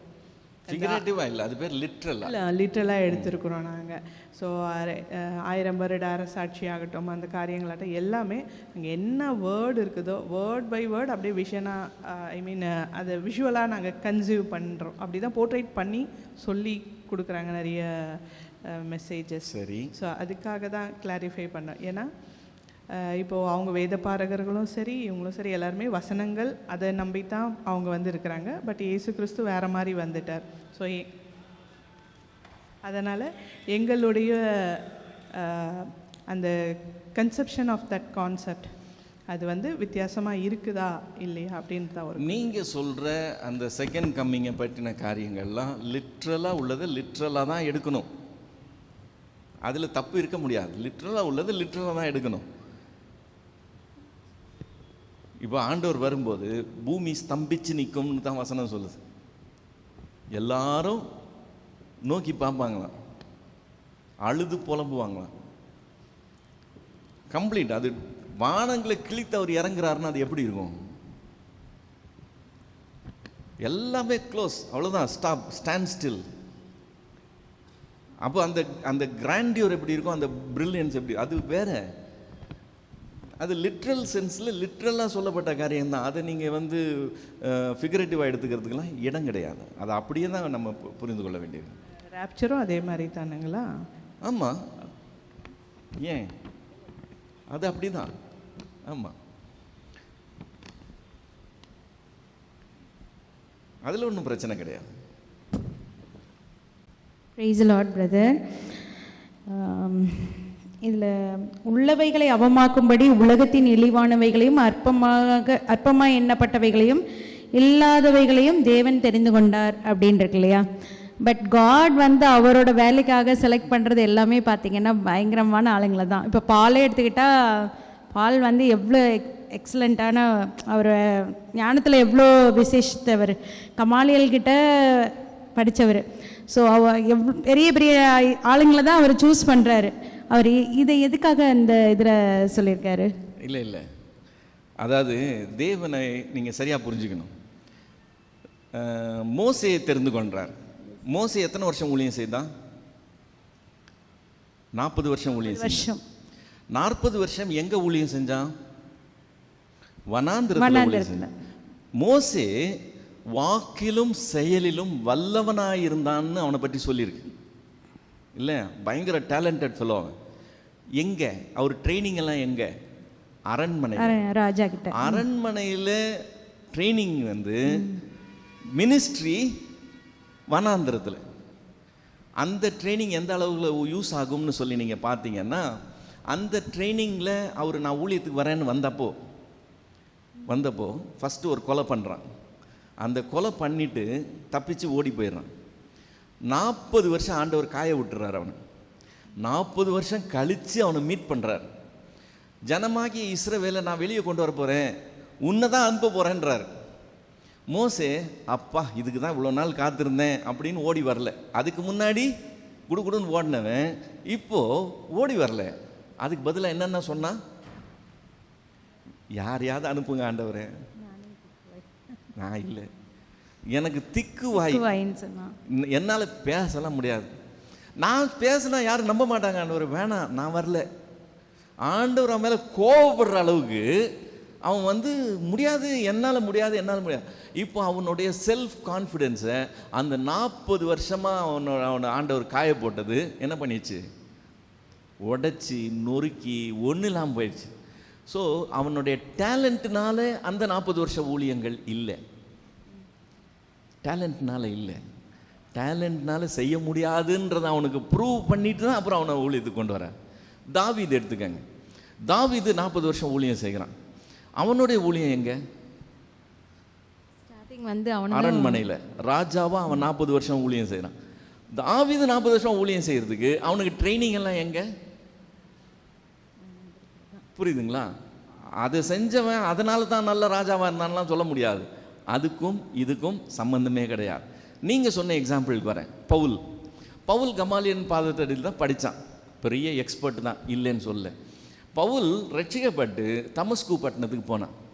தமஸ்கு பட்டணத்துக்கு போயிட்டு அங்கேருந்து அரபி தேசத்து வனாந்திரத்துக்கு போயிட்டு 3 வருஷம் அங்கே இருந்தான். 3 வருஷம் கழித்து திரும்ப வரான். இப்போது பவுல் எழுதுகிற நிருபங்கள் எல்லாத்துலேயும் நீங்கள் பார்க்க முடியும், கிறிஸ்து எனக்கு போதித்தார், கிறிஸ்து எனக்கு சொன்னார், கமாலியல் சொன்னார்னே இல்லை. அங்கே படித்தது எல்லாம் ஒரு பெரிய சைபருங்கிறத ப்ரூவ் பண்ணுறதுக்கு ஒரு பீரியட். அந்த ஹியூமிலிட்டி வந்த அப்புறம்தான் அடுத்த ஊழியமே. புரியுதுங்களா? ஸோ இவங்களுடைய கெப்பாசிட்டினால தான் இவங்க இந்த பெர்ஃபார்மன்ஸ் கொடுத்தாங்கன்னு நீங்கள் நினைக்கவே முடியாது. It is pure grace, total grace. So இல்லாதவைகளையும் இழிவானவைகளையும் அவர் தெரிந்து கொள்ளும்போது அவர்களை கொண்டு அவர் பெரிய காரியங்களை செய்வார். அப்படியே இருக்கிறவர்களாம் வந்தால் கூட அவங்களுக்கு இருக்கிறதெல்லாம் பிரயோஜனம் இல்லைங்கிறத அவங்களுக்கு ப்ரூவ் பண்ணிட்டு தான் அடுத்த வேலையே. அதுக்கப்புறம் தான் அவங்கள கொண்டு ஆண்டவர் கிரியை செய்ய ஆரம்பிக்கிறார். ஸோ இது 3 எக்ஸாம்பிள் உங்களுக்கு இருக்கு. ஆக்சுவலி நானும் மோசஸ் தான் யோசித்தேன். பிகாஸ் அவன் பேலஸில் தான் ஃபுல் ட்ரைனிங்கும் எடுத்திருக்கான். நான் இப்படி தான் இது வரைக்கும் நான் யோசிச்சுட்டு இருந்தேன், நல்ல எக்ஸ்பர்ட்டாக இருக்கிறவங்க. 40 வருஷத்தை விட்டீங்க. எஸ். அந்த 40 வருஷம் அவன் செஞ்சது என்னன்னு தெரியுமா உங்களுக்கு? ஷெப்பர்டாக தான் இருந்திருப்பான். ஆடு மேய்ச்சான்னு மட்டும் இல்லை, யாக்கோபு கூட ஆடு மேய்ச்சான். யாக்கோபு ஆடு மேய்ச்சி தனக்கு மந்தையை சேர்த்துக்கிட்டான். 20 வருஷத்துலேயே அவன் பெரிய பணக்காரன் ஆகிட்டான். ஆனால் 40 வருஷமாக மோசே வனாந்திரத்தில் மாமனாரின் ஆடுகளை மேய்ச்சான்னு இருக்கும். அப்படின்னா என்ன அர்த்தம்? வேலைக்காரன் மாதிரி. வேலைக்காரனோட மோசம். மாமனார் வீட்டில் வேலைக்காரன். ராஜா வீட்டில் அவ்வளவு திறமைசாலியாக ஊரே தன்னை பார்க்கக்கூடிய அளவுக்கு ஒரு பெரிய கெப்பாசிட்டியில் இருந்தவனை 40 வருஷமா இந்த லெவலில் வச்சுருந்தா அவனுடைய செல்ஃப் கான்ஃபிடென்ஸ் எப்படி நொறுங்கி ஒன்றுலாம் போயிருக்கோன்னு யோசித்து பாருங்க. காலையிலேருந்து சாயங்காலம் வரைக்கும் அவனுடைய பொழுது எப்படி போயிருக்கான் 40 வருஷமா. அதனால தான் காட் சூஸ் பண்ணும்போது என்னால் முடியாது அப்படின்றத டோட்டலாக அவர் டிஸ்ட்ராய்டு. அவர் வந்து முடியாத ஆண்டவர், என்னால் முடியாது, வேற யாரையாவது அனுப்புங்கன்னு சொல்கிற அளவுக்கு தான் நின்றுது. வா நான் செய்கிறேன், நான் உன்னோட இருக்கிறேன்றார். வேணாம் வேணாம், வேற யாராவது அனுப்புங்கன்றான். Okay, thank you. தேங்க்ஸ். பிரிவினை இல்லாமல் ஏக மனது ஏக யோசனையோடு இருக்க வேண்டும் என்று நான் உங்களுக்கு புத்தி சொல்கிறேன்னு சொல்கிறாரு. ஆனால் இப்படிப்பட்ட ஒரு சபையில் எப்படி வரங்களுடைய கிரிகை இருந்தது? இவங்க எல்லா உபதேசத்திலும் எல்லா அறிவிலும் சம்பூரணமாக இருந்தாங்க, வரங்களிலும் குற்றமில்லாமல் குறைவில்லாமல் இருந்தாங்கன்னு போட்டிருக்கு. எப்படி அப்படி இருக்கும்போது அவங்க மத்தியில் எப்படி இந்த மாதிரி ஒரு குறை இருக்குன்னு சொல்லி கேட்குறீங்க? எப்படி இந்த வரங்கள் வந்து கிரியை இருந்ததுன்னு கேட்குறேன். இப்படி குறைகள் இருக்கும்போது அப்படி எப்படி வரங்கள் கிரியை செய்ததுன்னு சொல்லிட்டியா? அதாவது வரங்கள் வந்து நம்முடைய தகுதியின் அடிப்படையில் கொடுக்கப்படுகிறது இல்லை. வரம்னு சொன்னாலே கிஃப்ட். கிஃப்ட் வந்து ஒவ்வொருத்தருடைய பர்ஃபார்மன்ஸுக்கு கொடுக்கறது இல்லை. இப்போது ஒரு கிளாஸில் பிள்ளைங்க ஃபஸ்ட் ரேங்க் வாங்கினதுக்கு, செகண்ட் ரேங்க் வாங்கினது, தேர்ட் ரேங்க் வாங்குறதுக்கு கொடுக்கறதுக்கு பேர் என்னது? ப்ரைஸ், பரிசு இல்லையா? அது இல்லாமல் கிஃப்ட்டுன்னு கொடுத்தா என்ன அர்த்தம்? அவங்களுடைய பர்ஃபார்மன்ஸ்க்காக கொடுத்தது இல்லை, நம்முடைய பிரியத்தின் அடிப்படையில் கொடுக்கறது. தேவன் வரம் கொடுக்குறாருன்னு சொன்னால் அவருடைய தீர்மானத்தின்படி அவர் பகிர்ந்து அளிக்கிற வரங்கள்னு தான் வசனம் சொல்லுது. ஸோ இவங்களுக்குள்ள ஏகப்பட்ட குற்றங்கள் குறைகள் இருக்கலாம், தேவன் தான் வரம் கொடுக்குறார், இவங்க அதை சம்பாதிக்கலை. புரியுதுங்களா? ஸோ வரம் உள்ளவர்கள் குறை உள்ளவர்களா இருந்தால் ஆச்சரியப்படாதீங்க. வரம் இருக்கிறதுனால அவங்க தெய்வத்துக்கு ரைட் ஹேண்டுன்னு நினச்சிக்காதீங்க. குறை இருக்கும்.